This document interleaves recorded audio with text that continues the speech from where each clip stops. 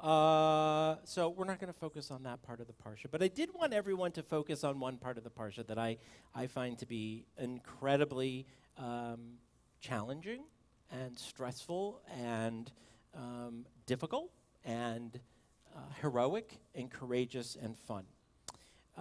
We know the story of the birth of Ishmael. Yes? We always focus on, of course, the birth of Isaac, and Isaac means, what does Isaac mean?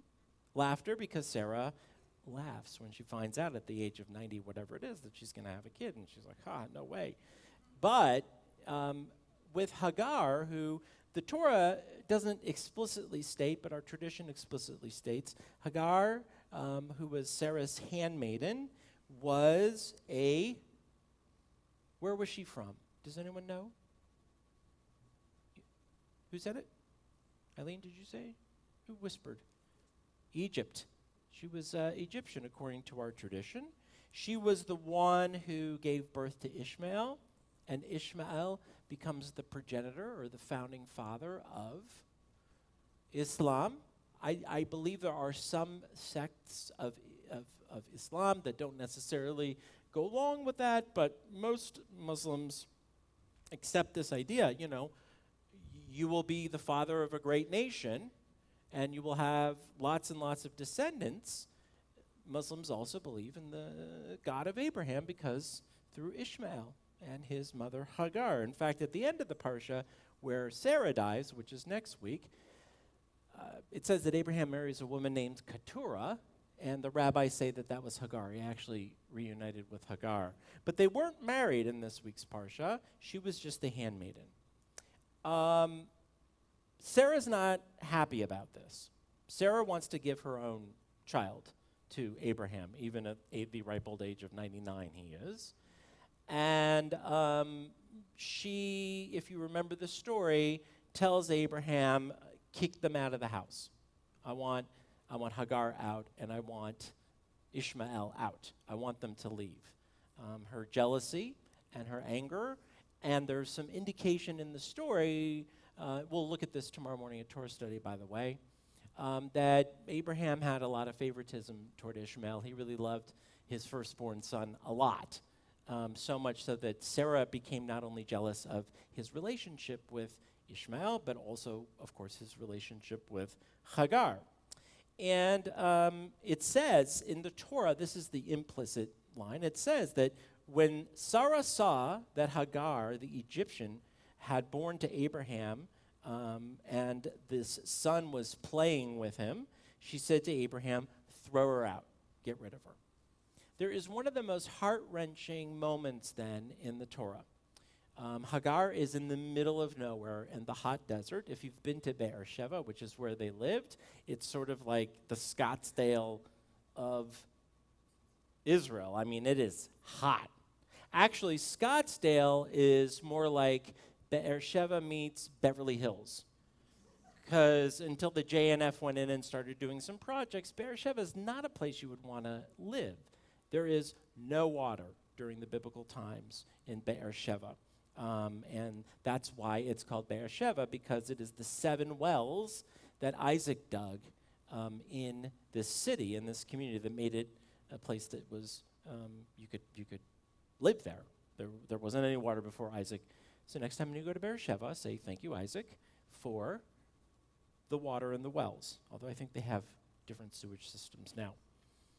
Abraham then reluctantly, if you remember the story, gets up, puts together transportation, which in this case was, of course, either a donkey or a camel, and sends them off.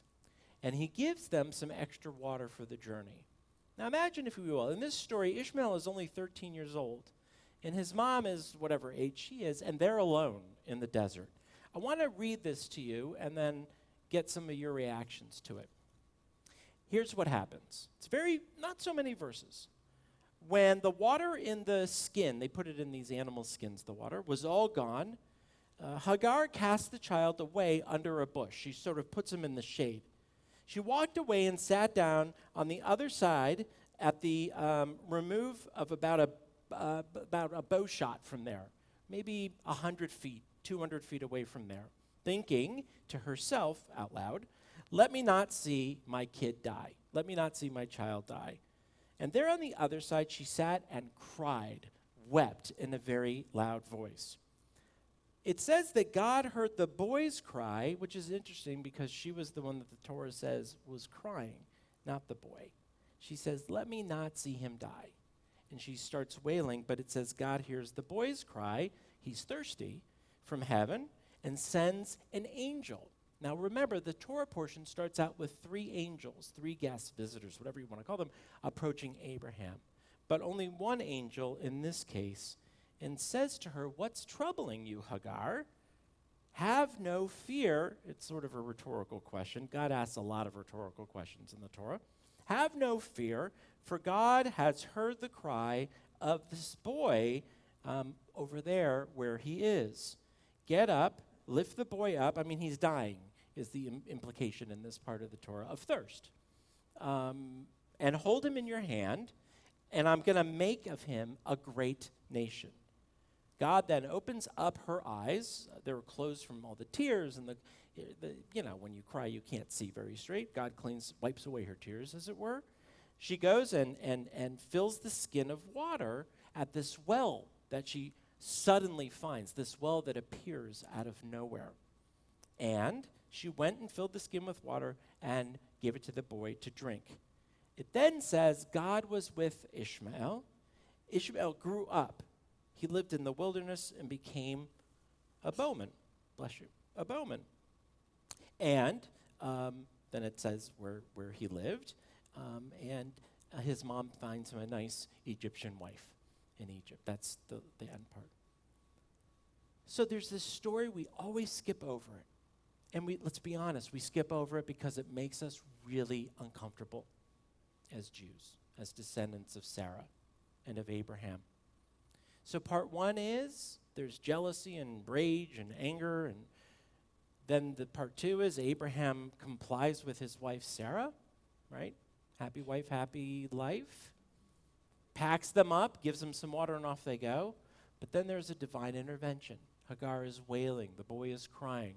By the way, if you look at the Haftorah for this Shabbat, it's the story of the prophet Elisha, who was a descendant, a follower of the prophet Elijah, who actually is called to perform a miracle and save a child.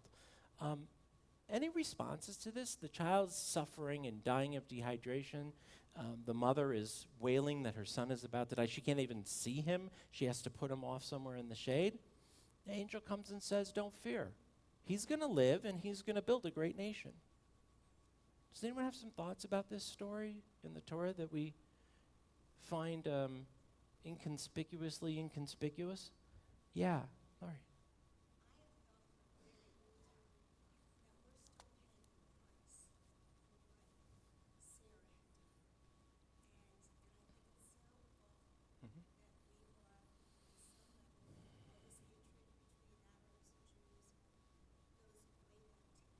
So the point that Laurie is making is that we're still, as Jews, paying the price, and as human beings, paying the price. The hatred of Muslims toward Jews, and in some cases of Jews toward Muslims, dates back 4,000 years to this story. And I love it that you say that because it means that we have to own this story as one of our own.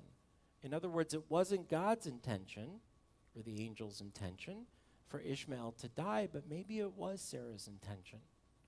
And she's our matriarch. So there's a very realistic outcome, which is we're still paying the price. This hatred is seminal in this story.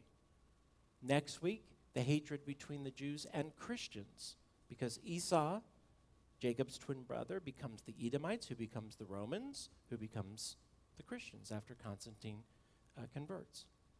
But it's more than a history lesson. It's a seed. It's a seedling. It's a seed of hate. That's one way of looking at it. Yes? Of course.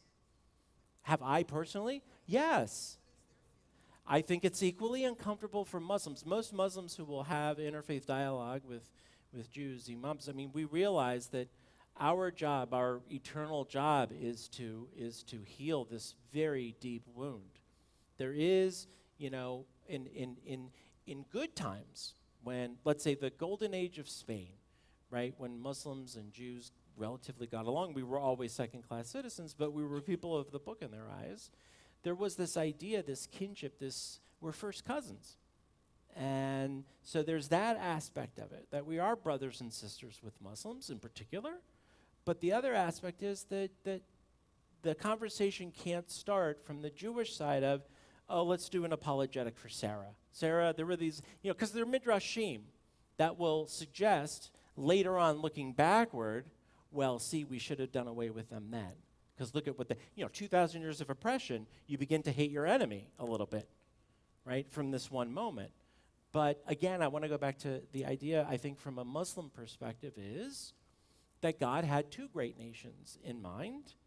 One is theirs and one is ours, and coexistence is ultimately something that we need to work on, to undo, and to bring healing from this very difficult moment. Sam, thank you for your participation so far.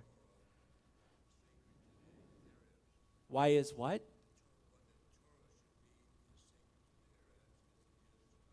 Well, that's, Sam said that. So Sam's saying the Torah, 5 books of Moses, Bible, these stories, these events should be sacred to Christians and Muslims. I'll throw Christians in there too. They are. I mean, these are sacred books. If you're a Christian, it's in the New Testament. If you're a Muslim, it's not in the Quran, but it is basically paraphrased in the Quran through Ishmael, of course. But yeah, I mean, these are. But the faith traditions themselves, in their origin, were different interpretations and different. That went into different paths, not necessarily to create divisiveness, but inherent in any new faith or new tradition or new system is going to be something that's different from the old. There is a chronological difference between the three religions, but not a chronological superiority. Just because you come first doesn't mean that you're not recognizing those other religions that come second and third. But back to this story just for 1 second. What do you think of this moment of Hagar? What do you think of Hagar? What do you think it felt like to be Hagar in this story? Go ahead, Michael. You were on the last part. No.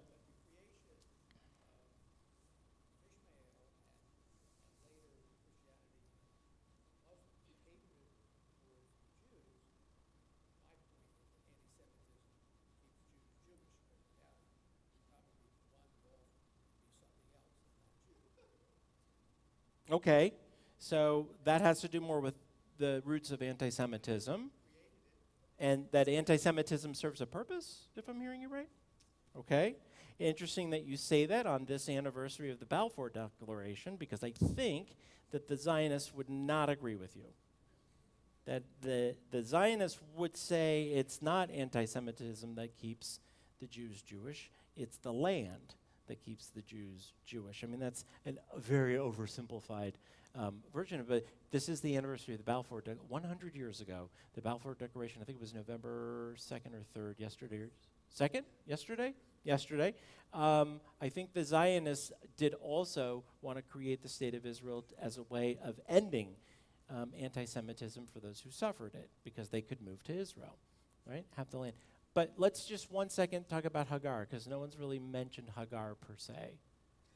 What do we think of Hagar's position in all of this? I mean, you said Hagar didn't necessarily have evil on her lips here. She's just weeping for her son. She wants her son to live. What if that, let's use our idealistic heads here for a second, which is so hard to do in our world today. What if the fact that Hagar just wants her son to live is what every mother wants, for their kids to live? And what if we can, on this Shabbat, latch on to that idea?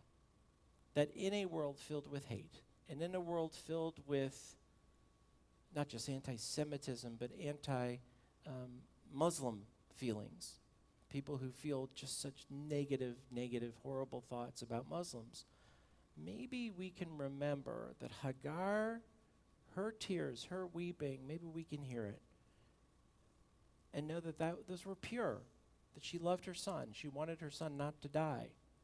And maybe we can hold on this Shabbat just for a moment, outside of all this Meshuggah stuff that we see, and think if we can start with the moms, if we can start by getting the mothers to get together, the mothers who want their sons to live, who don't want their sons to die, the mothers who are the mothers of great nations, whether they're Jews or Christians or Muslims or anyone else, maybe just maybe we can facilitate, just for a moment, that thought and that prayer and that hope that peace will come when the love of a mother, not wanting her child to die, will supersede and overpower our instinct to hate each other. Shabbat Shalom.